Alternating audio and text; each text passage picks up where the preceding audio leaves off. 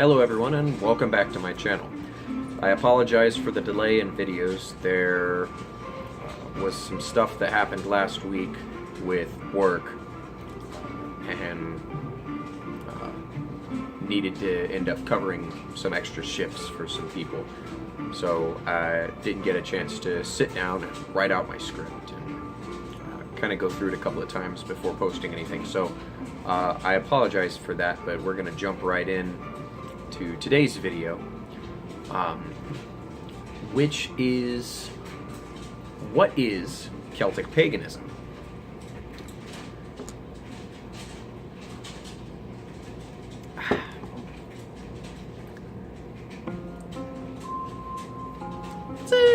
It's a broad question. You know, what is Celtic paganism? It would be like asking, what is Hellenistic paganism? What is Wicca? What is Chemeticism? What is Asatru? What is Celtic paganism?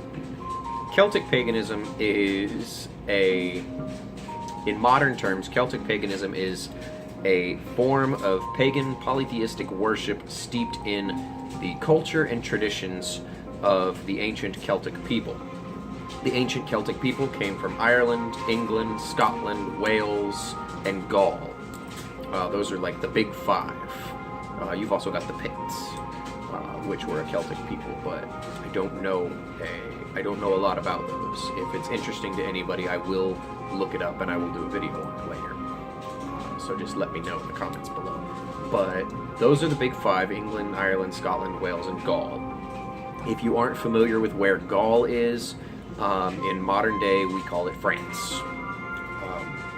But Caesar wrote about crossing Gaul and into Celtic lands.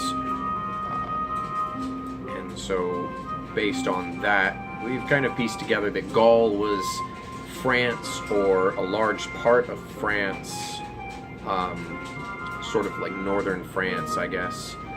So that's where Gaul was. If anyone knows, or if anyone would like me to look and be more specific about that, let me know in the comments and I'll definitely do that for you all.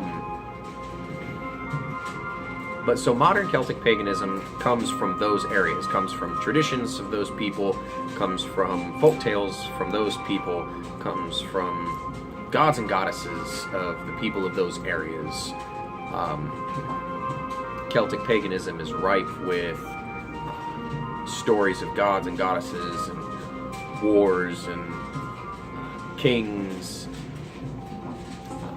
fairies. So let's kind of jump into the bread and butter of Celtic thought, Celtic gods and goddesses. And as I stated before, I'm a hard polytheist, so one of the things that I think kind of separates out the Celtic gods and goddesses from the other pantheons is that you can see a lot of Celtic people in their gods. Just like you can see a lot of Norse people in their gods, a lot of the Greeks in their gods, you can see the Egyptian people in their gods. So it's kind of a broad vaguism about what separates them out, but let's kind of talk about them. So you have, for modern Celtic pagans, they have two big pantheons that they pull from. And you've got the Welsh Druid gods, so Ceridwen and Lear and Brannan and Branwen. You know, you've got some big names there for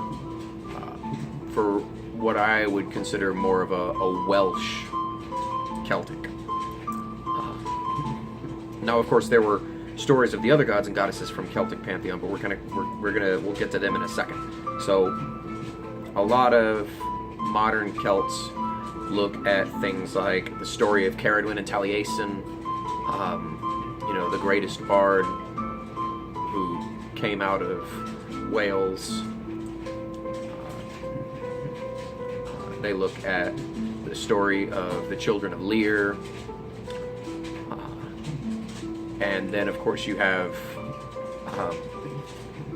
a direct correlation in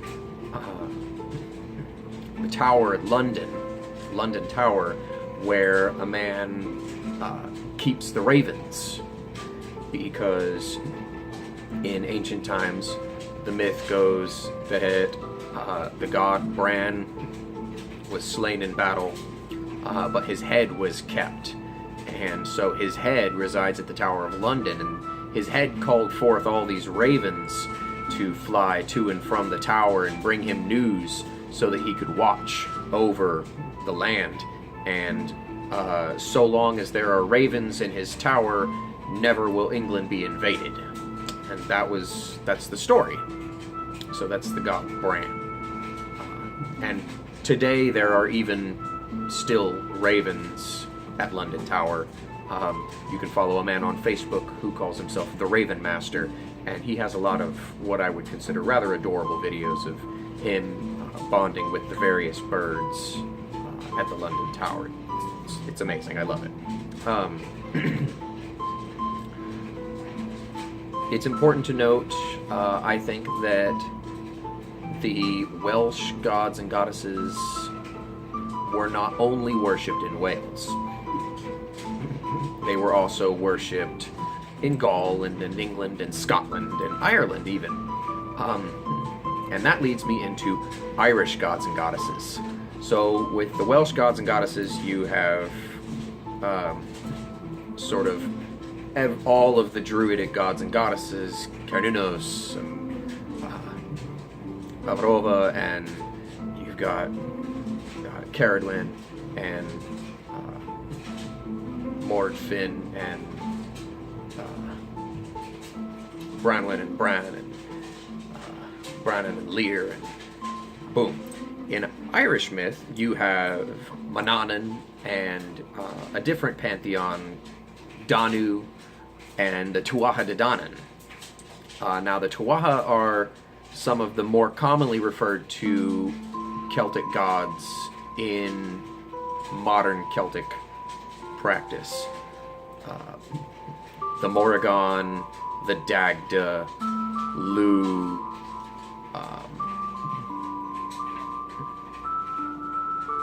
the Green Man. Those are more, those are Irish gods and goddesses, and they, the Tuatha De Danann means the children of Danu, and whilst they were not only worshipped in Ireland, because druids had to go to Wales to finish their training, and then they were sent back out from there. So whilst the Welsh gods and goddesses were not the only ones worshipped, Ireland kind of had its own gods and goddesses and its own traditions and whatnot that were separate from but fairly close to the other Celtic lands, and so they also had their own gods. Ire, for instance, which is where we get the name Ireland, and so that's kind of an interesting point of information, is that you have sort of these two separate pantheons that are really just two parts of a larger pantheon from a people that, whilst not very united, were very common amongst one another from 5 different areas of the world that were decently close to one another. To kind of wrap things up in this video, I'd like to talk a little bit about revival and modern Celtic paganism. I mentioned in one of my previous videos that just because somebody says, "Oh, I'm pagan," does not necessarily mean that the next person that you meet who says, "Oh, I'm pagan," has the same group of gods. It would be like saying, "Oh, I'm Christian." Okay, well, what denomination? So there are, for lack of better phrasing on my part, there are a large amount of denominations of Celtic paganism. You have the Android Fan, or the ADF organization, which is, from my perspective, they sit in sort of a universalist pantheon where all of the gods and goddesses are just faces of a larger pantheon.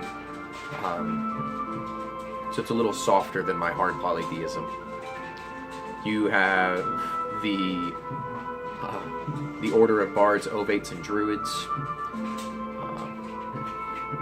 and they don't have a single dogma at all.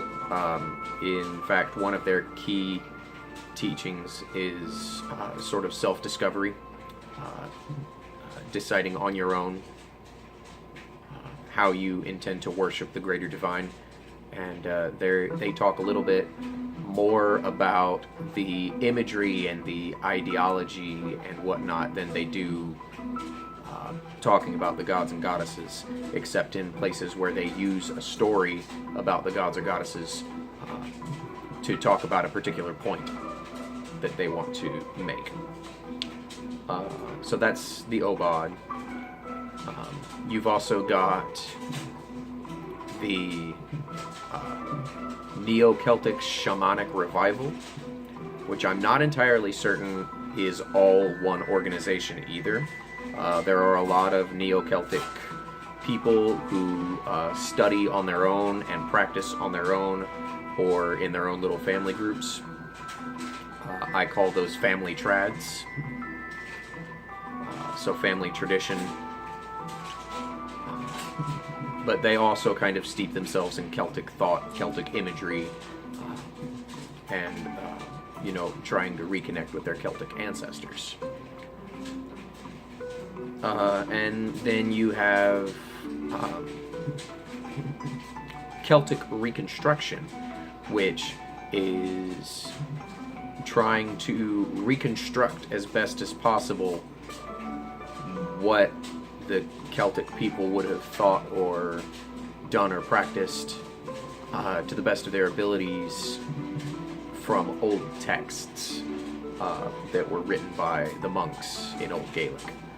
And so there's a lot of translating and things like that. So it's a variation of sort of paths for modern pagans, modern Celtic pagans even, to go around and look at and